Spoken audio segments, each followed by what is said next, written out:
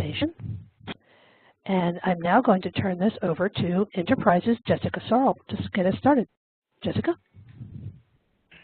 Thank you, Donna. Can you hear me okay? We can. Thank you. Welcome, everyone. Thank you so much for joining us. As Donna said, I'm Jessica Sorrell. I'm a Program Director in Enterprise's Mid-Atlantic Market Office. I'm delighted to serve as the moderator for today's webinar. From 2012 to 2015, I was fortunate to represent Enterprise as a member of the Opportunity Collaborative, a 30-member consortium of organizations that launched Baltimore's Sustainable Communities Initiative efforts. So I'm familiar with the work as a practitioner and member of Enterprise, and so I'm looking forward to our conversation today. With that, I'd like to review the agenda for today's webinar.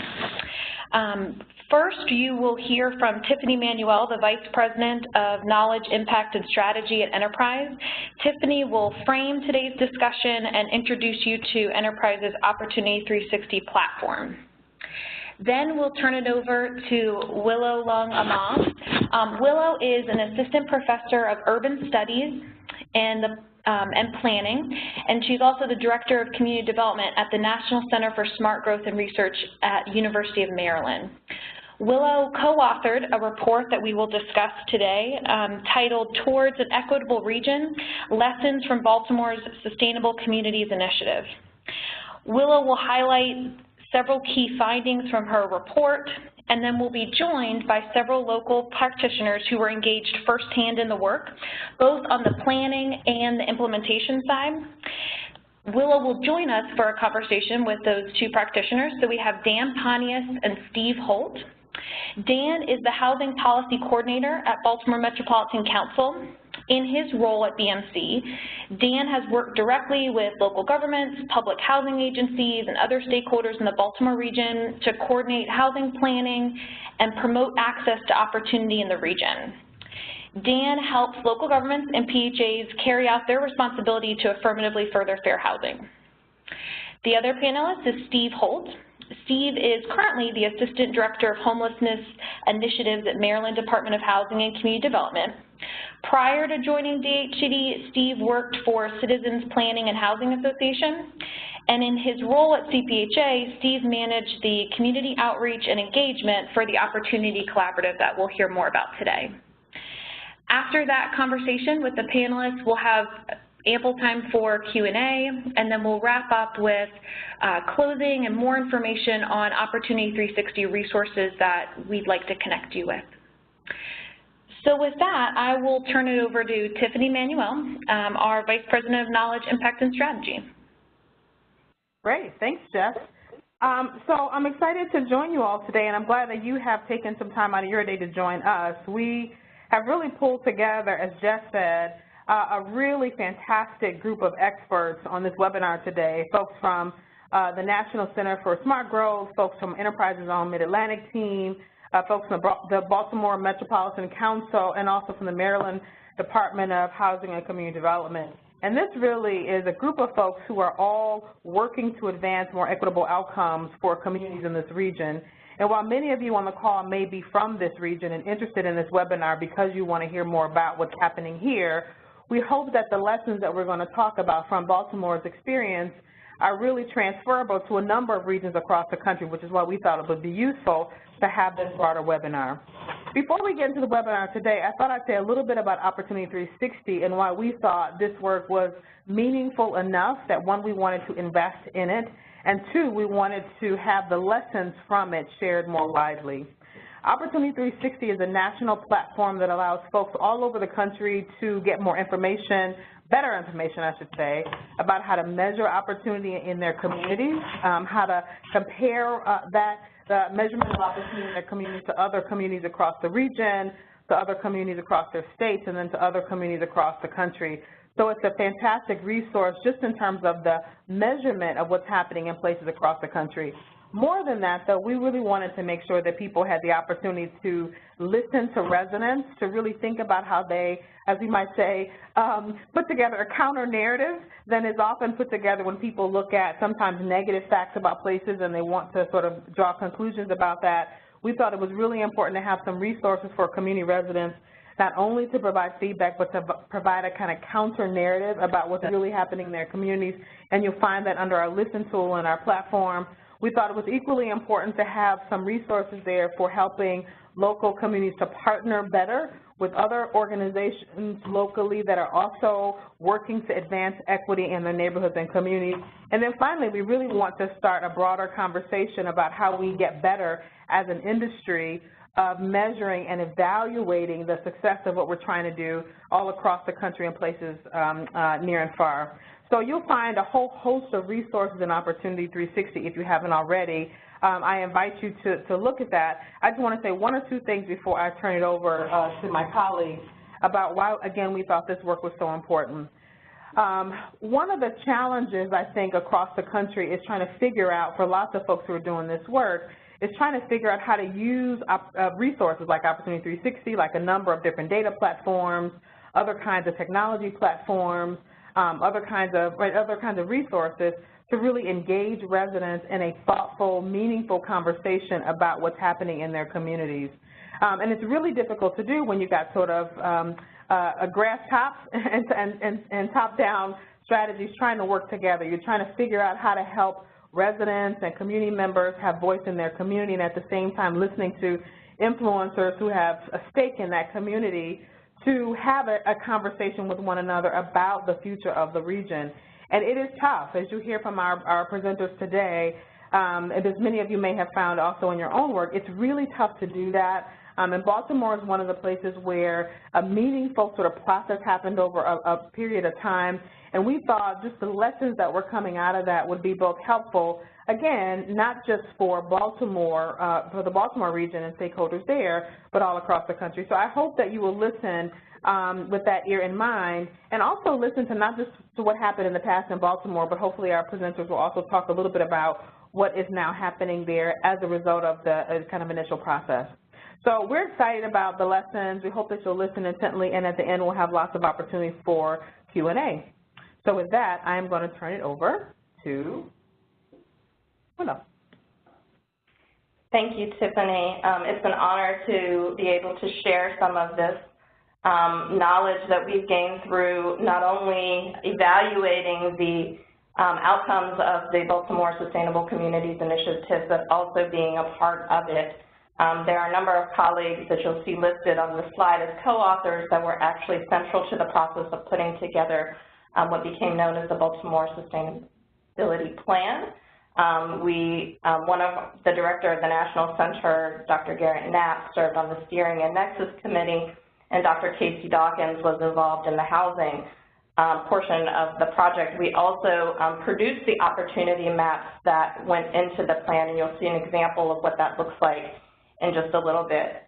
And I'd also just like to take a moment to thank Enterprise and their Knowledge, Impact, and Strategies group for not only sponsoring this work, but being such a great partner around issues of opportunity on a number of projects. We've engaged with them to look at thinking about the effectiveness of opportunity mapping, opportunity indicators, but especially towards the questions that Tiffany pointed to around engaging communities in conversations about opportunity and really thinking strategically about how to use these tools to move the needle in terms of effective regional and local policies for equity plans.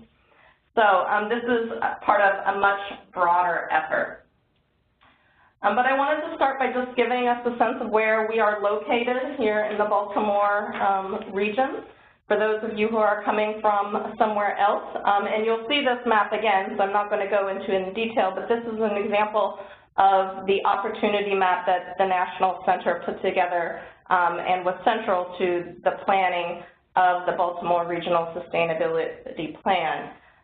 It is a map that aggregates several indicators that we call opportunity indicators, and this could be anything from health, education, poverty, crime rate, home values, access to jobs, and other things. And what you see is that when you look at all those aggregate measures combined, Baltimore City, which is that kind of little triangle in the middle, has lower opportunity neighborhoods than those outside of Baltimore City, including the county Baltimore County and surrounding areas. And so whether you look at an indicator of health or education or poverty or crime rates, most of these indicators are lower in terms in the city, and not surprisingly, they're higher in the suburbs. And so this uneven geography of opportunity is, I think, something that more and more communities are being able to visualize and think about adopting policies, particularly with tools like Opportunity 360 today. But we know that there's a cost of this geography, a cost that has been borne upon communities like the Sandtown-Winchester neighborhood for decades, and that's where we, of course, saw the uprisings in 2005 after the death of Freddie Gray in police custody. But neighborhoods like this have known for decades that there's a cost of segregation, and municipalities and regions like Baltimore have known for decades that there is a cost. Baltimore now has some of the highest rates in terms of barriers to economic and social mobility, especially for young folks, of major metropolitan areas across the country. So there are some real costs, and there's some great research coming out about what the cost of this segregation looks like. And while there's been local efforts to sort of change this geography, most notably in Baltimore through a 1995 lawsuit known as Thompson v. HUD, where that ended up creating the Baltimore Mobility Program that has helped a number of communities, of high poverty communities, locate housing in quote-unquote high opportunities. These are much more localized efforts. So what was, I think, unique and important about the Obama administration Sustainable Communities Initiative is this was the first time we saw a large amount of federal funding invested in cross-sector regional planning. But it wasn't just regional planning, which itself is pretty new for the federal government funding to go towards, but it also had equity at the forefront of that agenda. It was an initiative that was a cross-sector effort between the U.S. Housing and Urban Development, Environmental Protection Agency, and the Department of Transportation, led by HUD. And between 2010 and 2011, it ended up giving about 74 grants, or a total of about $165 million, to regional planning efforts. And one of the equity components of this was centrally around housing. It required fair housing equity assessments that ended up being a beta test for the 2016 launch of the Affirmatively Furthering Fair Housing Guidelines, which I know we're going to talk about later. So it was a pretty big investment by the federal government in this notion of improving access to opportunity for low-income communities and helping to address that regional landscape that has been so tough for many communities. And Baltimore, after a second try, ended up getting one of these grants in 2011, a $3.5 million grant that helped to fund what became known as the Opportunity Collaborative, which was a consortium of nonprofit and government agencies that was led by the Baltimore Metropolitan Council. And we'll talk about that process a little bit later. And indeed, Baltimore did create a plan, and in fact, it created several plans. This is the image that you see is the overall banner for the Baltimore Regional Plan for Sustainable Development that actually was a composition of 3 different plans. One was a workforce plan that really focused on creating a career path and job accessibility, a housing plan that really focused on regional housing needs, shortages, and strategies, and affecting the geography of segregation in the region, and then a transportation plan, which was really about connecting the public transit to employment centers throughout the region. And then the overall plan created recommendations for the entire, for all of these components. And this plan was released by the Opportunity Collaborative in 2015. And I should just say that opportunity mapping, which we'll talk about later, was a component of the housing plan, but was also something that was integrated throughout the plan and the planning process. And the National Center for Smart Growth was contracted by enterprise community partners, as I said, because we've been a partner for them for so long and we were intimately involved in the planning process, but we were really focused in our effort on thinking about 4 key aspects of the planning process. One, we were really curious about the ways in which the opportunity or equity-related data informed the process. For the first time under this initiative, the federal government began producing a number of opportunity and equity indicators that they've had available online since the launch of FCI that have given communities an opportunity to use data-driven community development plans from this. And so we wanted to know how that played out in the Baltimore region. We also wanted to know about the extent and quality of community engagement, not only because we believe that it's such a central portion of how these plans should be created, but also because HUD, for the first time, required, as part of the FCI granting process, that 10% of the budget be used to deepen engagement, particularly among traditionally marginalized groups, including those residents of public housing, immigrants, and racial and ethnic minorities, and others. The third area that we were concerned with is how the efficacy of the regional collaboration happened. One of the things that HUD required of these grants is that people build a really broad table, and that happened in Baltimore, as we'll talk about, but how did that affect implementation? Was that broad table really able to be sustained over the long term and lead to long-term outcomes? And we were particularly interested in outcomes that resulted in regional housing policies, because housing has been one of the areas that has been traditionally hardest to get at in the regional planning process.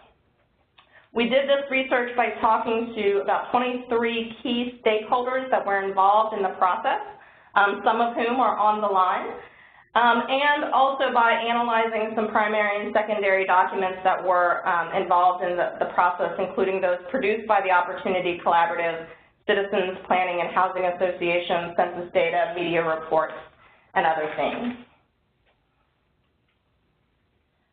So I'm not going to delve deeply into the lessons learned, because that's in part the focus of this whole conversation today, but I want to just briefly mention some of the key things that I'm hoping that we'll talk about a little bit more today.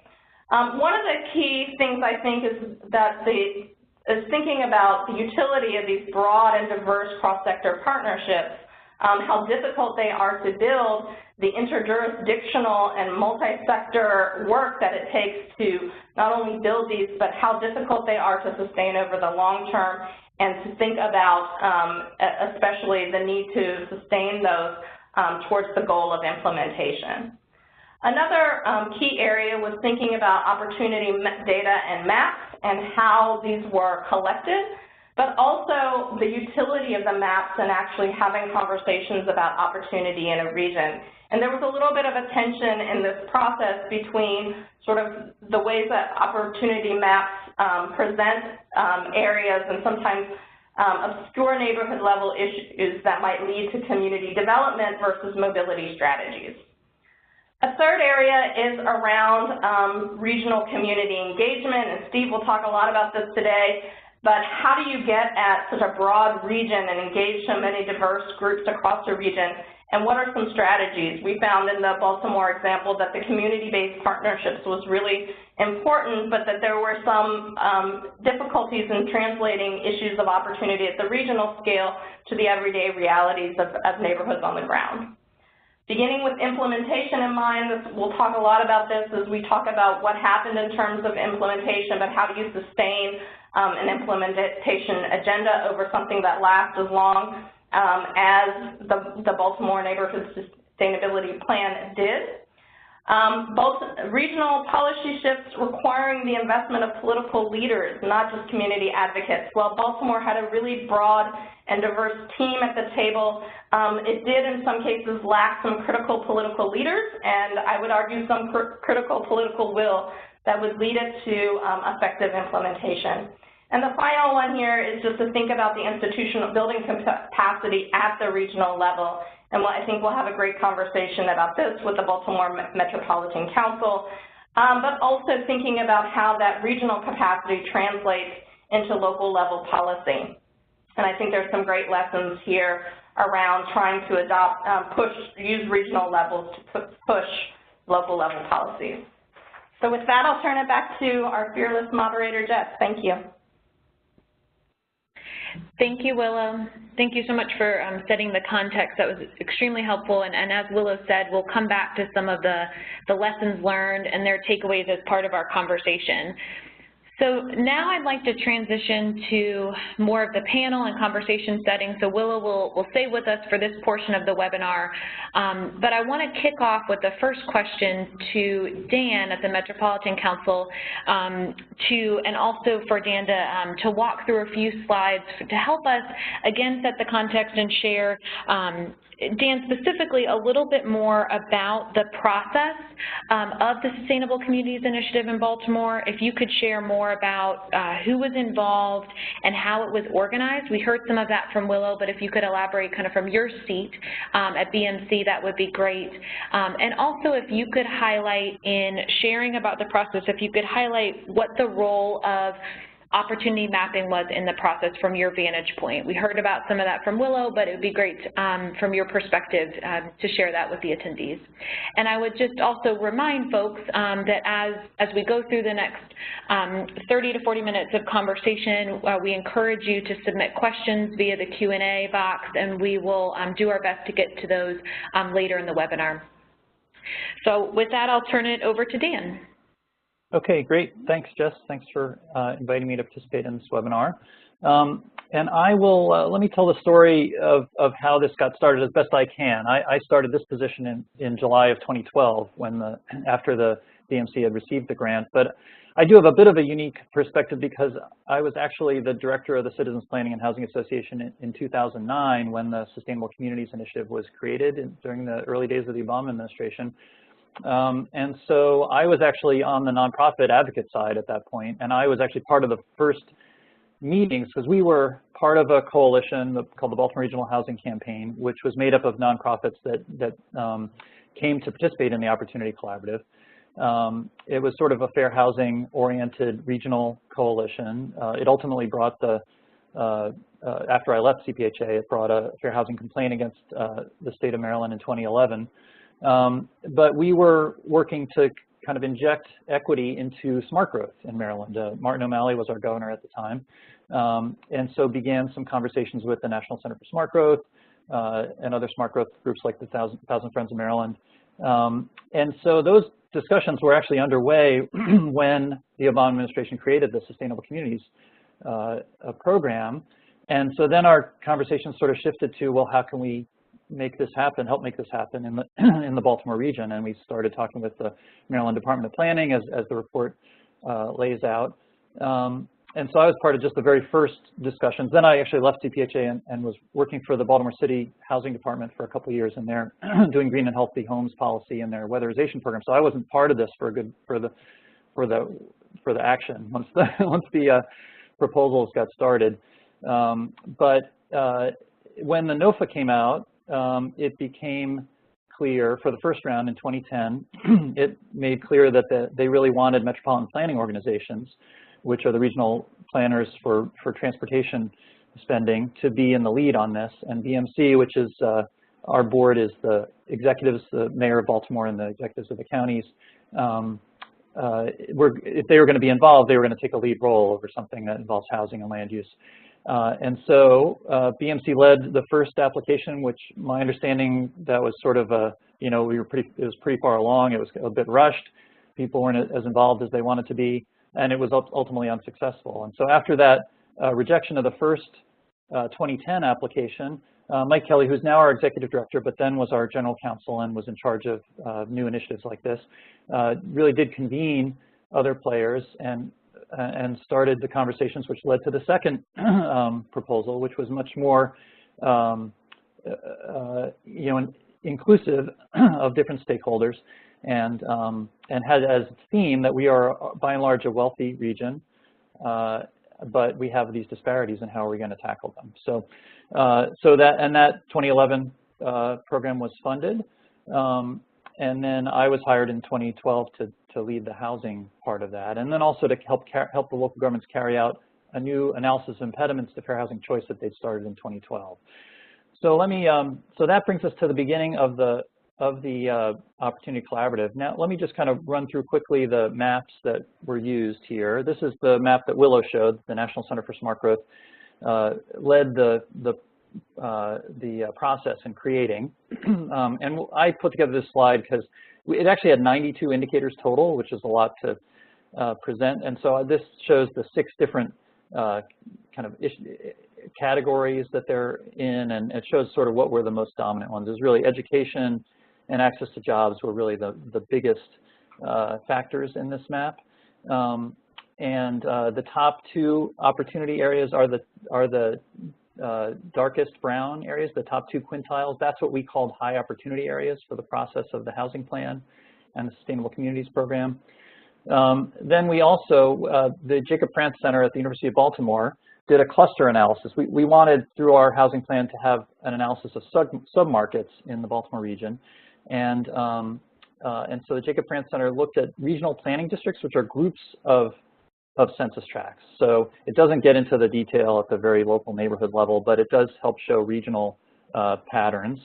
And it looked at a number of categories of indicators like percentage housing unit change, are we building more housing in this area, percent vacant, percent sold in any given year, percent large rehab permits, population change, population forecast, is the area growing, median sales price, days on market, foreclosure sales, things like that.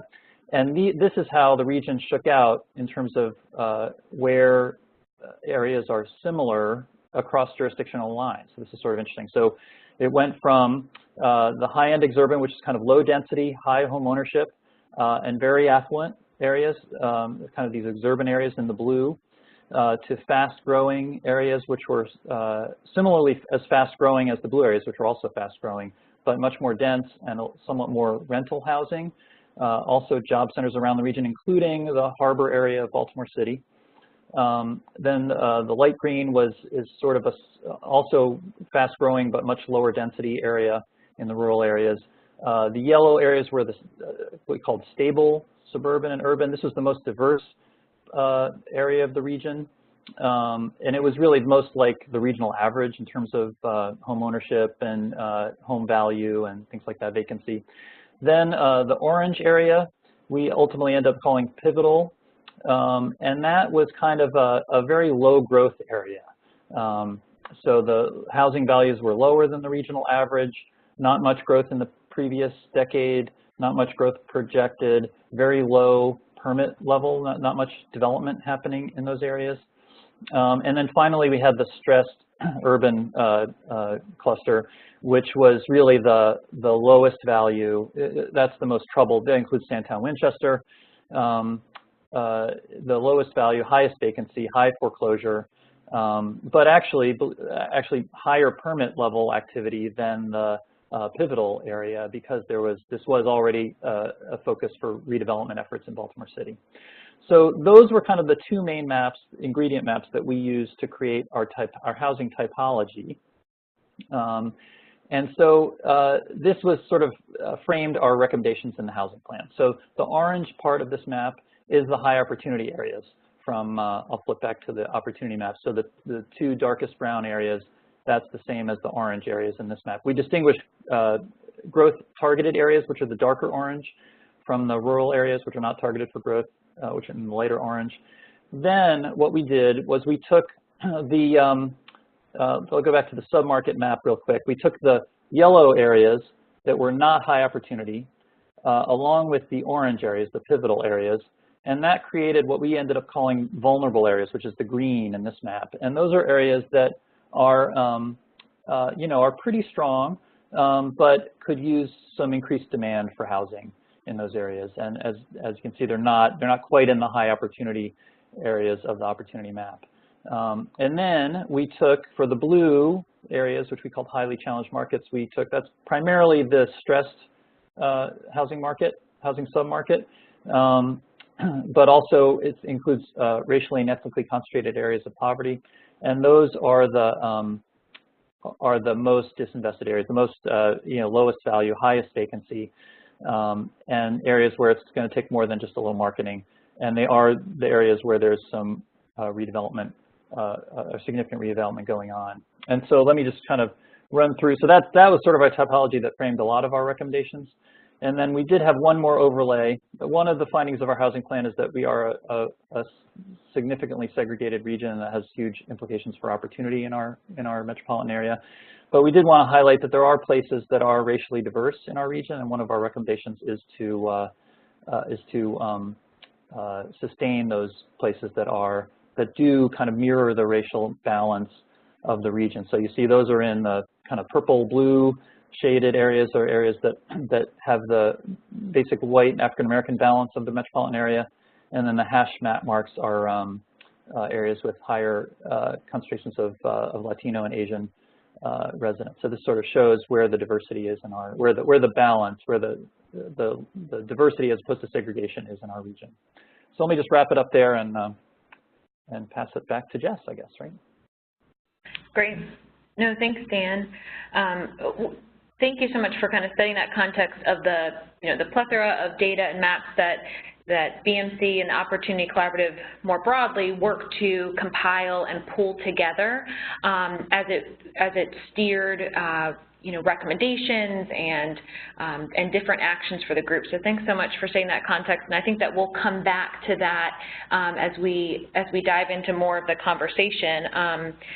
But to pivot on the some of the opportunity mapping side, I'd like to hear from Steve more about the role of community engagement and outreach in the process. So Steve, would love to hear from you about what the process looks like from your perspective of incorporating voices of community members across the region, and particularly some of the challenges or the things that worked well as you were interacting with community members and also working to incorporate those voices into the final planning documents and recommendations and feedback. So would love to have you kind of speak to that. Yeah, so as Willow mentioned, one of the features of the Sustainable Communities Initiative grants was that some of the funding was set aside for doing community and grassroots engagement. So as the steering committee came together for the Opportunity Collaborative, there was also a team dedicated to education and engagement in doing that type of outreach work. So CPHA was brought on and selected as the consultant to lead the work around community and grassroots engagement. So trying to reach a lot of underrepresented populations as part of this process, people who live in majority-minority neighborhoods, people who are struggling to find family-supporting wage jobs, residents of public housing, immigrants, and people who are not English as first language speakers. So the way that we went about carrying out that work, it was all designed around 3 rounds of engagement. And every round, we selected a group of nonprofit agencies that we would be working with. So the idea was that, particularly within the time frame of the grant of 3 years, that it would be necessary to work with a lot of the existing capacity for reaching those groups of people. So we had a group of nonprofit agencies, usually about 10 to 12, and each of them received a small grant of about $5,000 to $10,000. And what we did in partnership with them, so our first 2 rounds, those agencies were given a presentation and a set of questions to ask related to the work of the Opportunity Collaborative. In the first round, that was a lot of some of the early maps that were being done, some of the themes about racial disparities and opportunity that were coming up. And they were asked some general questions to provide feedback about things like how they defined opportunity and what kinds of challenges that they had in accessing opportunity in their neighborhoods. And the second round, we did a similar thing, but the presentation actually started to ask questions about some of the initial draft recommendations that were coming out of both our regional housing plan and our workforce development plan. So people were being given some of the data that was being produced, and offered a chance to give some feedback on some of the things that we were looking at recommending in the plan, but we're still in the process. So we work really closely with these agencies, everything from organizations that serve residents of public housing, organizations that did job training classes, organizations that were, umbrella groups of community associations. We worked with some of the immigrant advocacy organizations. So there was a diverse mix of partners that were a part of that process. And then we also, after the first 2 rounds, we brought everyone together to have a regional summit, and we had about 175 people attend. We brought everyone together to really talk about what was happening and what the final push for bringing everything together and creating a regional plan. Our third round, we shifted a little bit and started doing some location-based workshops. So we continued to work with the same partners, but we tried to focus on getting a good geographic spread with those partners. And then we worked with the National Center for Smart Growth team and developed our own exercise called Tic-Tac Typology, and actually walked people through what we were seeing from the region, asking some detailed questions, using an interactive feedback system, and really bringing everything together in those workshops. So I think some of the things that worked really well, we were able to reach a lot of people in that process.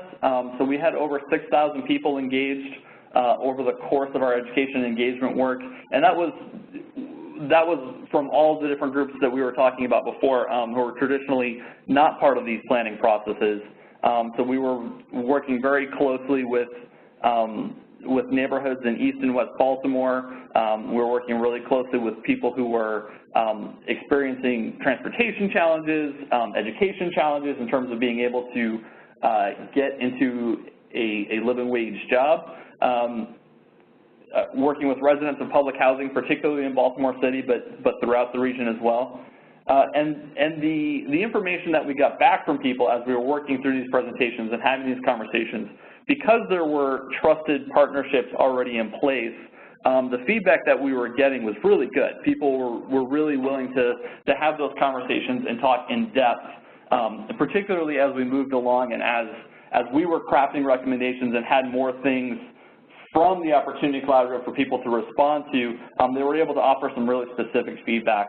I think particularly with the workforce development plan, as we moved forward with recommendations, people had a lot that they were able to tell us about what they were experiencing, and a lot of things that really helped improve the plan. I think in particular, one of the things that came up early on in the process is when we looked at the Baltimore region, just from a data perspective, a lot of our lower opportunity neighborhoods like East and West Baltimore were scoring very highly for transit, but talking to community residents or anyone who's experienced the Baltimore bus system knows that that doesn't reflect the on-the-ground reality. And what happened through those conversations was a lot of a recognition that what was happening was that you could get from East to West Baltimore on a bus, and so it looked like there were significant transit resources there, but what you couldn't do was get from those communities to the places where the jobs were actually located. So that as our job centers were moving further and further away from downtown Baltimore City, that the transit system wasn't keeping up with where the destinations were. I think some of the challenges that we had in that, I do think it took us nearly 2 years, I think, to really get the right mix of partners, start asking the right questions, developing the right tools.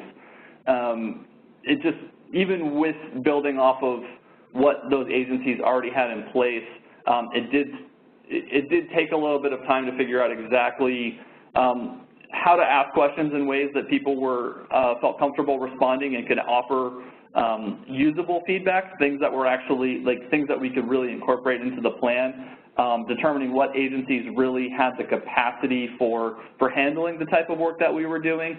So I think the work that we were doing at the end was probably the best work in terms of the community engagement, but we were already reaching the finish line for the process.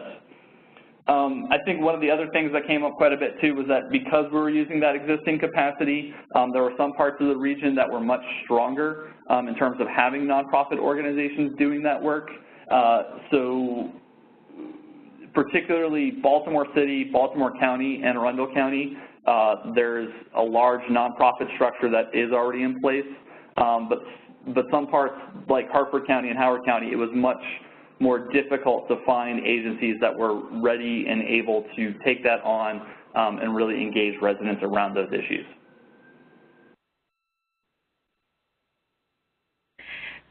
Thanks, Steve. That's really helpful. I'm curious, as you were doing some of the, it sounds like in the, sort of that last phase and even in the earlier ones, kind of using some of the opportunity maps in those conversations, did you find that the maps in certain maps or certain ways that the maps were used was more useful in your community engagement and talking to different groups? Did you find that that was a useful tool as you were going out and doing the community engagement? Yeah, I mean, it definitely was really helpful to have those to discuss, you know, some of what the regional market looked like, because it's, in particular, a lot of people in this region are still used to thinking in terms of, you know, just their local neighborhoods or their local part of the county, but getting a good picture of what was happening throughout Greater Baltimore in terms of what's going on with housing and with jobs. I think especially a lot of the conversations around, you know, I mentioned before that transportation issue, but being able to have those maps and talk about where job centers were located and how that related to how the transit system functioned and where people were trying to get to really helped shape a lot of those conversations in terms of like what people had access to in their particular communities and what was available in the rest of the region, but maybe they weren't actually able to get to because of transit or because of barriers to being able to live in those communities. Sure. Willow, as you were talking to different folks as part of the report process, were there other key kind of takeaways in terms of challenges or things that worked well that you heard on the community engagement side? Sure. I think one of the things that we often heard was how effective it is that CPHA really worked out and helped to build the capacity of local nonprofits and community-based groups that were already working with these populations. So the small granting process was a really important one. And they did go through significant rounds of engagement, as Steve talked about, and they had both an online and in-person forums, and so there was a lot of engagement and feedback that they generated online. I think some of the challenges that we heard when talking about community engagement was around the timing of the engagement and the process for getting that feedback that was so robust in the engagement process actually filtered back into the plan. Some of that was just around the timing of when the feedback came in. So for instance, those 8 regional summits that happened actually where we had really robust conversations, and I was a part of some of those, about what opportunity looks like to different groups in the region. Those came after the plan was already produced, so there wasn't really an opportunity to get that feedback back into the plan. And I think the other thing, I think there was an ambitious agenda to get a large population of 1% of the region, perhaps too ambitious in terms of the regional population. But even with the 10% of the budget going to engagement, we did hear from a number of people that they thought the budget was really insufficient for the task of engaging an entire region, and especially the groups that were the focus of this plan. So greater funding would have been useful. That's helpful. Dan, is there anything you would add from your perspective or your seat at BMC about the community engagement and outreach process? I guess from my seat, it is, I just would emphasize again the difficulty of, I think Steve mentioned that people I think, Steve, you said people in Baltimore or maybe in Baltimore City, but I think people anywhere are going to be, they're going to be focused on their own community and what concretely does this mean for my own community. And it's just it's a challenge to go from the metropolitan scale of 2.7 million people to what it could be different in your community or for you personally, especially without implementation funding. And I meant to mention this, but obviously the original idea was that these would be a series of planning grants, and then the original idea of the Obama administration was that then there would be implementation money coming after that would help people implement these grants, and then Congress cut off the whole thing after 2 years of planning grants. But if there had been implementation resources, then that would have been a very different conversation to have with people. Then the question would have been, okay, how do we use this framework that we've come up with to roll out some programs funded with new resources? And I think that would have really helped the community engagement to be more concrete, to help link the regional and the local. Dan, that's a perfect transition. My next question was around the implementation side. So you have identified a clear challenge to the implementation is the lack of funding that was as the program was initially intended. I'm curious if you could share more about other things as you've been working through the implementation side with partners. What have been some of the things that have been working well? And if there's other challenges beyond the funding, would love to hear those too. What has worked well or what hasn't worked well? Both, yeah. What has worked yeah. well and other things that have been a challenge on the implementation side. Yeah, I was kind of rushing through, so I didn't get to the implementation. But if you go back to the typology map, we have a new regional project-based voucher program that we've done. This was something that grew out of the discussions in the housing plan and a trip to Chicago that we did in 2014 while we were developing the plan. And so we kind of imitated Chicago, which which started up the first regional project-based voucher program, and we're the second now.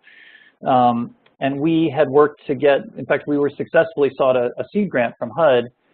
It was in the works before the protests and the riots of 2015, but it took on, I think HUD was trying to help Baltimore in the wake of that, and we requested that. They asked us for a proposal, and so they gave us a $500,000 seed grant to get this regional project-based voucher program going. So we're just in the preliminary stages now, but all the public housing authorities have contributed, have pledged a total of 100 vouchers that we have then had 3 requests for proposals out, and we've awarded so far 52 vouchers to 7 different development projects, all in areas of opportunity, so roughly the orange areas on this map.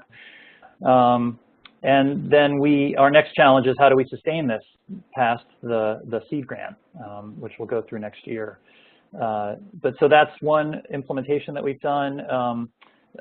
We also have a regional affordability preservation policy that was called for in our 2012 regional AI that we've now created, and we actually used the inventory that our consultants put together of affordable housing in the region for this regional housing plan, and we're building out a database with the enterprise's help, I should add. They've really shown us how to do that, to keep track of the subsidies and when those are going to expire, so that, especially in the higher opportunity areas, we can be preserving affordable housing that might be coming to the end of its contracts. And then we do, and for the diversity preservation, there is a set of stakeholders in Howard County in Columbia that is working to start up an organization that would preserve and enhance the racial integration of Columbia, which was founded as a racially integrated community based on the Oak Park model. So there are things, but without dedicated implementation funding, it's really just been, we've had to be entrepreneurial, and it's really depends on interest around the region.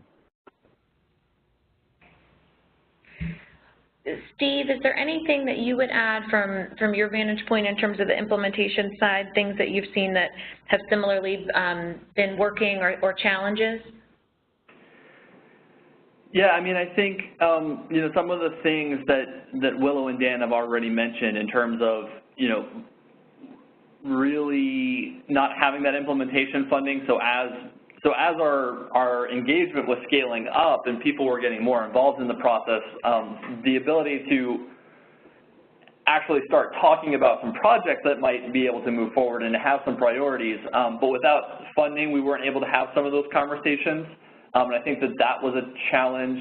And I think this has also been mentioned a little bit, but when there's the shifts, politically speaking, priorities can move around. So a lot of the things that we were focused on at CPHA, coming out of those conversations about transportation between low-income neighborhoods and the higher-income job centers, a lot of our conversations were talking about how to use the red line as a catalyst for development and for connecting people to jobs.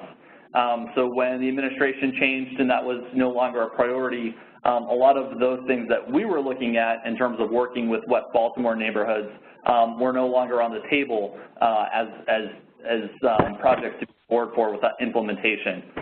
So there's definitely, yeah, I mean, the challenge of having the resources necessary to actually follow through with a lot of the priorities and the conversations that had happened as part of that engagement process. Willow, is there anything that you would add on the implementation side based on your conversations with the report, things that you heard that, that you'd add on to things that maybe Dan or Steve weren't able to mention? Sure. I would say on the really effective side of implementation, I think a lot of people had a lot to say about the demonstration grants, which I don't think have been talked about yet, but there were 16 demonstration grants that went out in 2 rounds of funding that largely funded workforce and transportation projects at a small scale, and engaged nonprofits in getting actual implementation done. So people had a lot to say about the effectiveness of those projects. And I believe the housing work has continued, housing group has continued to meet, and some of the public housing agencies that had not previously been working together or meeting together have continued to do so. And importantly, Dan's position at the Baltimore Metropolitan Council was not there when this process began. So for the first time, you now have a housing coordinator position at BMC. So there's been a lot of great things that have come out of the region in addition to those that have been mentioned.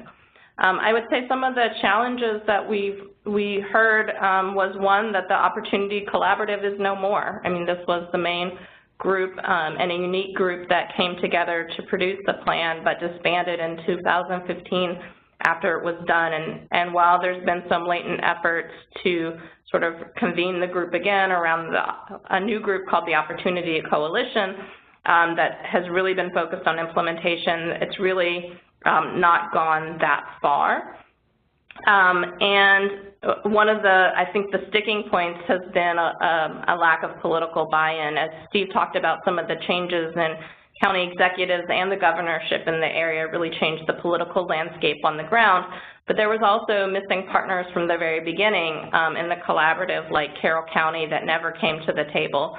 Other county, and while many counties sort of sent their staff, we weren't getting sort of the larger political buy-in from top leaders that we would need to see. So for instance, in 2016, after the plan was done, one of the key recommendations from some of the housing groups was to see source of income discrimination laws changed around the region, and a group of those housing folks came together within Baltimore County to try to press that issue, which is actually required from a lawsuit to be reintroduced regularly in Baltimore County, but it was turned down on a 6-to-1 vote from the county council. So there's still very real challenges on the ground to getting any one of the recommendations happening. And with BMC being a body that's made up of political leaders and accountable to the local governments, but without really a sort of major hand in being able to have a stick to make sure that these things get done, but rather relying on local efforts. I think it's been challenging to see some of these things happen, certainly in any quick fashion, but I think there's some skepticism over the long term as well. Thanks for that, Willow. I think there's more we could say, but as we keep kind of want to make sure that we're providing time later in the conversation for Q&A, and so I want to just transition to, similarly to draw on what Willow just shared, but to, wanted to ask each of the panelists, as you reflect back on the process and think about these different areas, whether it's in the opportunity mapping side, the community engagement and outreach side, and then similarly on the plan structure and kind of implementation, what would be some of the key lessons learned or takeaways that you would have as you speak to other practitioners maybe working in the Baltimore region or in other regions across the country that you would say are kind of key lessons learned or takeaways for organizations or entities that are undertaking addressing these equity issues at a regional scale? So curious, I know that's not an easy task to narrow it down to one or two key lessons learned, but is there anything else that maybe you haven't been able to highlight or you would just flag again? And so I'll ask Willow first and then go to Steve and to Dan. Well, one of the things that I think is really important is the one about beginning with implementation in mind. I think when the Baltimore, when the Opportunity Collaborative first came together, they had a group that was dedicated to implementation. And they also had a group that was known as the Nexus Group, and that was supposed to coordinate policies across the three different working groups of transportation, workforce, and housing. Both of those groups sort of fell apart in the process of creating the plan. And I would argue that those were two of the most important groups from the very start. So I think that they had the Opportunity Collaborative had a good framework for thinking about how do we break down these silos, but ultimately I think a lot of the issue areas and a lot of the plans weren't necessarily always speaking to each other and breaking down those barriers, which are really difficult to do. And so I think that would be one, is to sort of begin with that implementation and also that nexus mindset. I would say another one is just that political landscape. I mean, as a planner, we come up with plans all the time for communities that never get implemented, and at the local communities. So at the regional level, I think it's even more difficult to think about mobilizing strategies that will really work at the regional level, especially given that we don't really have institutions, at least most regions don't have institutions at that regional level that really have the big stick to make these plans work. So how can you use the planning process to generate the political will that you need to get things done? And I think one of the things that we saw in Baltimore is that you had, for the first time, community activists sitting down with political leaders and others in the region, but sometimes you were missing critical folks at the table who needed that buy-in from the very beginning. And needed to see how it was in their best interest. So in some cases, it was folks speaking to the choir. But the community activists have been absolutely central in continuing to hold their political leaders accountable, and now with a broader coalition of folks behind them. So one of the things that we've heard over and over is that this big tent, broad table strategy has been really important in building new relationships that are continuing to press these issues.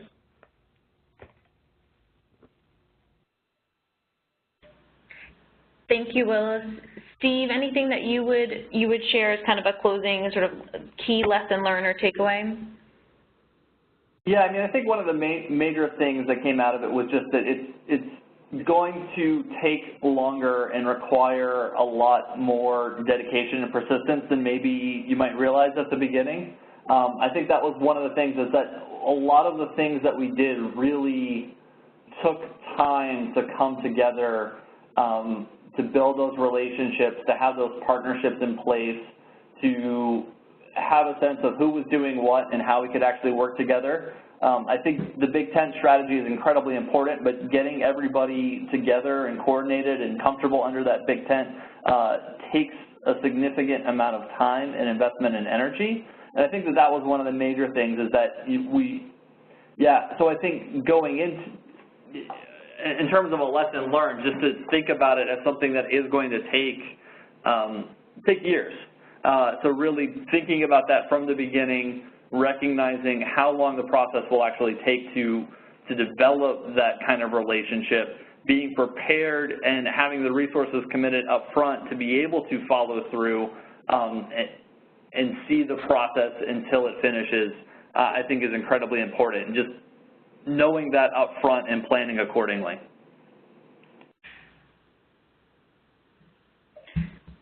Thanks, Steve. Dan, anything that you would share to add on as key lesson learned? Sure. I mean, I think it's useful to, I think anyone going into a process like this should understand that any of these processes happen within a political context, and that I don't think a process like this can change the political context. That's one place where in the report, I mean, in this, begin with implementation in mind, there's one sentence in the report that says, however, regional plans can anticipate these political challenges and create plans with both carrots and sticks. And I don't know how we would have done that. Without implementation funding for this, BMC doesn't have sticks or carrots, frankly. So I think it's useful to understand that. Even this fair housing, the Baltimore County fair housing complaint that resulted in a conciliation agreement forced the executive agreed in the conciliation agreement, the county executive agreed to introduce the source of income bill, but they couldn't force the council to pass it. Those political dynamics are what they are, and a process like this is not going to change them. So that's one recommendation I would, just to have people be clear-eyed about what the context is for these. But then my other takeaway, my more positive takeaway, is that I think relationships really matter, and I think one of the biggest accomplishments of this process was bringing together the advocates, the fair housing advocates I mentioned at the beginning kind of initially drove this process and ended up on the steering committee and very active in the process. I mean, I know when I started this, there was a lot of, I think, mutual suspicion, and through this process really developed a rapport that I think will pay off in the long term. And actually, one thing that's just coming up that I'm not sure would have happened without this process is that we've done regional AIs before, but we were all set under the 2015 Affirmatively Furthering Fair Housing Rule to do an assessment of fair housing. And now that has been kind of suspended by the Trump administration, we are continuing voluntarily to do not only a regional AI, but one that will follow the process of the assessment of fair housing. And I think all the stakeholder engagement from the Opportunity Collaborative will really inform this process, which is driven by the Fair Housing Act. So that's that is a stick that's out there that BMC doesn't control, but it's a reason for us to do this regional engagement even after there's no planning grant in effect. Great, Dan, thank you so much for mentioning that, particularly the fair housing piece at the end. There is a lot of great, I feel like we could have further conversations or webinars on lots of the comments mentioned, but don't have the time to go too deep into any of those more, but I just want to make sure that we have time to get to a few questions that folks mentioned, and I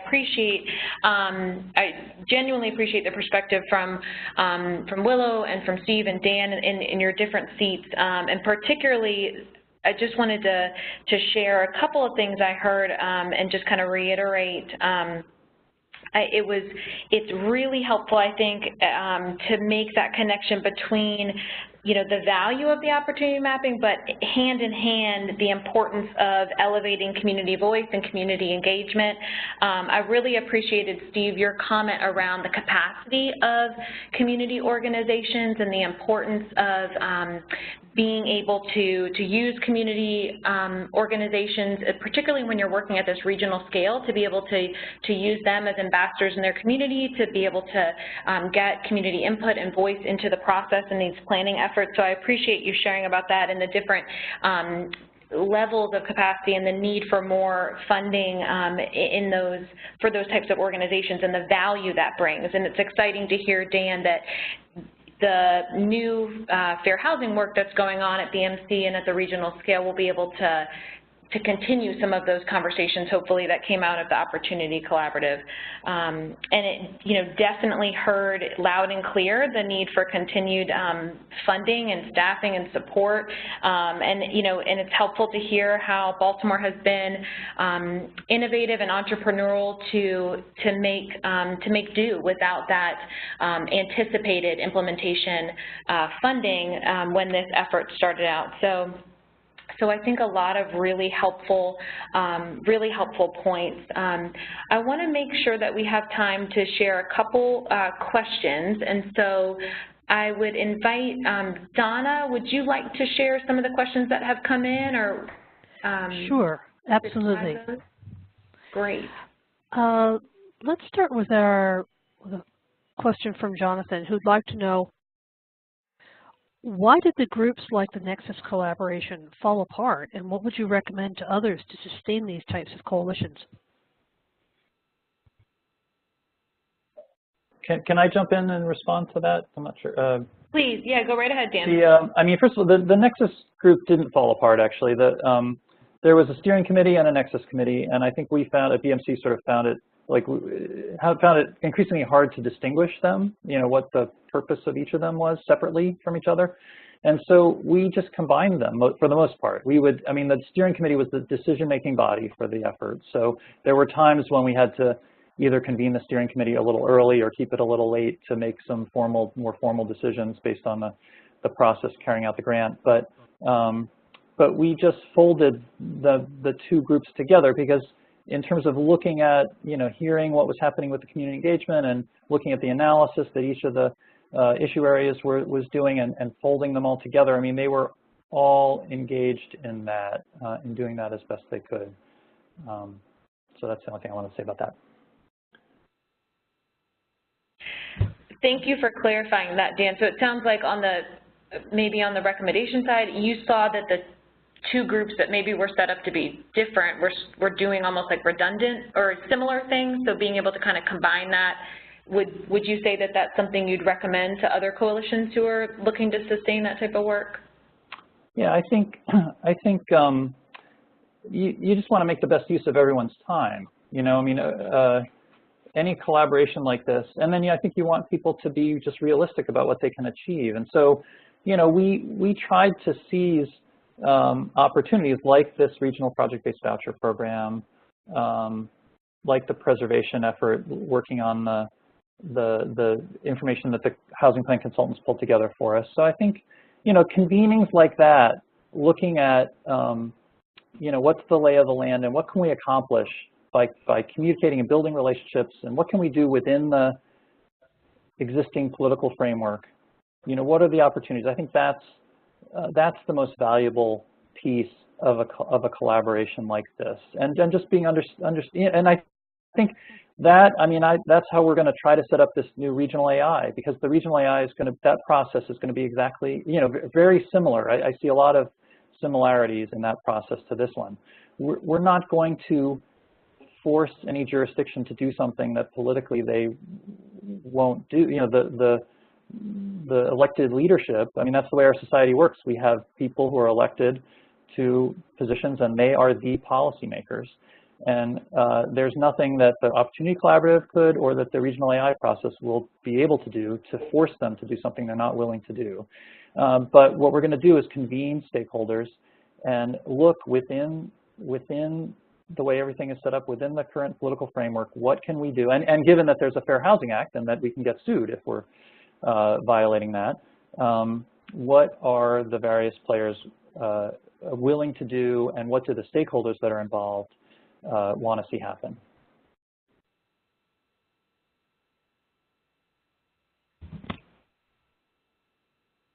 Thanks, Dan. Donna, were there other questions that came in or that you'd like that we have time to share? Yes, we've got a question from Josephine who asks, were communities of color, particularly the Black community, included in community engagement? So yeah, I can answer that one. The answer is yes. That was one of our top priorities, was making sure that we were including minority groups as a part of this plan. So for CPHA, what CPHA does is actually works very closely with neighborhood and community associations. So when we were doing our outreach, we were prioritizing primarily Black parts of the city. So we were focused a lot on a lot of the community association organizations that are located in West Baltimore. We were able to incorporate a lot of the education and engagement work into an East Baltimore Leadership Academy that we did with a lot of the neighborhood groups that were there.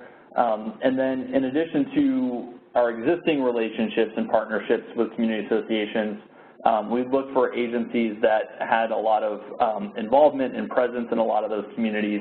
So we worked closely with York Road Partnership, which actually crosses the racial divide line of York Road in North Baltimore, Southwest Partnership, a number of other agencies. But that was their capacity for being able to engage those communities was one of the things that we looked at very closely in selecting partners. Great, thank you. Thanks, Steve. Sorry, Donna, to interrupt you. Before on that one, Dan or Steve, could you also speak to, I think, to another unique, one of the elements of the Opportunity Collaborative that was successful was around the Opportunity Fellows program. Can you share a little bit about that as well?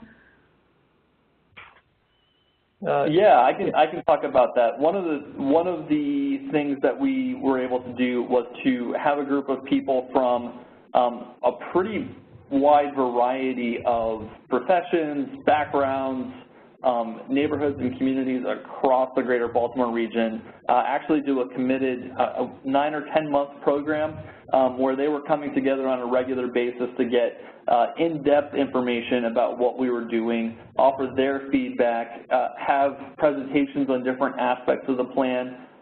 We directly involved them in a lot of our community and grassroots work as part of the regional summit, and also by having them participate in our local workshops.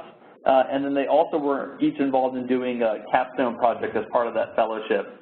I believe there were around 30 people who were part of that process. I don't putting that off the top of my head, but they were very actively involved in. And the idea was that they would be very familiar with what was going on, and that they could also be champions and advocates for the work that was happening in the plan. And in fact, Willow mentioned the Opportunity Coalition a little bit earlier, and they were instrumental in bringing that together and hosting some workshops and some events. After the Opportunity Collaborative was finished, a lot of that was being led by the people who participated in the Fellows Program.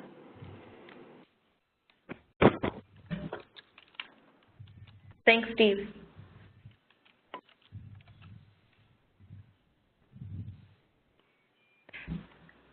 Donna, were there a couple other questions? Yeah. Yes, we've got a few more here.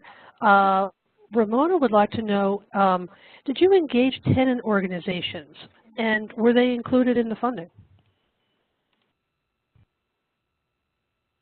So the main organization that worked directly with residents of public housing that we involved with actually funding was Resident Services, Inc., which works closely with the Housing Authority to provide a variety of different services and things like that for the people who live in Baltimore City's public housing. For the Baltimore region, the vast majority of our public housing is located in Baltimore City, so that was where we put funding in terms of engaging residents of public housing.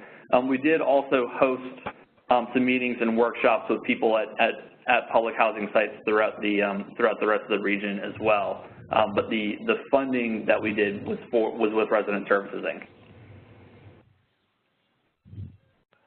Okay, great, thank you. Our next question comes from Josh, who'd like to know, How much of the inequality in the region goes beyond what can be addressed through the planning framework? In other words, what didn't make it into the final plan, and what made it into the plan that is not actually practicable because of long-standing regional power dynamics?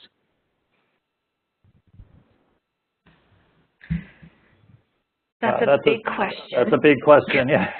Right, and I think, I don't want to speak for you, Dan, but I know that you kind of hit on that with your comments before in terms of, you know, political will and the,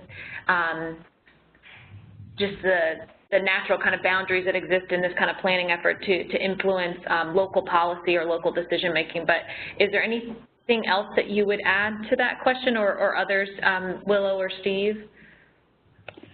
I mean, there are all kinds of things that, I mean, you know, there are all kinds of ideas about how to address those disparities, and I don't know, there's none that specifically that kind of come to mind right now, but anyway, I do think that's I mean, there are efforts to try to change the underlying, you know, political dynamics that lead to those things, and you know, I mentioned I've been on both sides here. I've been in the advocacy world, and now I'm in the government world. I see the value of those. It's those things. They're just not part of a process like this that's being managed by government. And so, you know, we are trying to move as much as we can within the framework that we have. And let's see if I can get one more in here. This may actually go to Tiffany. Tara says, I really admire the Opportunity 360 tool and use it regularly, but find one of its limits in working toward equitable outcomes is that most of the data is not disaggregated. Is this something you plan to do in the future? Yeah, Tara, great question. So to the extent possible, we've disaggregated the data, at least in terms of geography. So you have data that goes all the way down to the census tract or neighborhood level. So in terms of geography, at least, you tried to disaggregate just about as much as you possibly can. For a city like Baltimore, you can drill down all the way into a couple of block radius, which is really quite exciting in terms of our ability to understand what's happening in particular places. I suspect, though, that your question is largely about issues around racial equity and being able to take those categories and look at specific populations by race, or even potentially by class, by a whole range of other demographic categories. And we would love to do that, but because we're already down to the neighborhood level, it gets really difficult to be able to do that. The microdata that we use to do that is very difficult to do, and I will say one of the reasons why the census and other data sources don't allow you to disaggregate even more is because for a lot of these folks, you'd be able to essentially point out for many communities like who was there, like especially for populations that are smaller populations within a neighborhood or community. So all that to say, I think we're always interested in figuring out how to disaggregate as much as we can. When you're down to the neighborhood level, it gets really tricky. I would say we're going to continue to push that forward as much as we can, giving as much information about racial, ethnic, class categories at the neighborhood level, and see how far we can push that. And from my vantage point, I do think that the ability to get as granular as we can is really important in terms of being able to describe what's happening in particular places. So I definitely agree with the intention and the spirit of the question that you asked. Great. Thanks, Tiffany. There are a couple of questions that we haven't gotten to yet. If we don't get to you today, never fear. I will make sure that your questions are sent out to the panelists, and I will have them get back to you after the event today. With that, I believe it's time for me to turn this back over to Jess. Thanks, Donna. Yes, we will, if we did not get to your question, we'd be happy to follow up on that. I will, before wrapping up, I will turn it over, back over to Tiffany to provide some brief closing remarks and to direct folks to Opportunity 360 tools on our website. So Tiffany, is there anything else you want to add before we wrap up? No, that's great. Okay, great. So I'm just going to advance the slides so that folks can visit our website and be sure to check out more resources on Opportunity 360. Before I wrap up, I just want to make sure to thank Dan and Steve and Willow for your time. Thank you so much for being generous this afternoon and sharing your experiences, looking back and also just looking ahead of what you've learned and the key takeaways. You guys are experts and leaders in the Baltimore region, and we are so grateful for you. Often on a lot of the enterprise webinars and settings like this, it's enterprise talking to an audience, and so it's great to shift a bit and have our partners and really elevate the voice of our partners and have that conversation. So I know that we scratched the surface on several topics, and there could be more questions for those that are on the line. So I would encourage you to contact us. I'm happy to put you in touch with any of the panelists or us at Enterprise and follow up with any questions. And again, would encourage you to take a look at our website and the report. And if you have any questions, please don't hesitate to reach out to us. Thanks again for joining us, and thanks again to our panelists. Take care. Thank you, everybody. This does conclude today's webinar. Keep an eye out for an email with a link to the recording and the slides. And please take our survey. Much appreciated. Goodbye.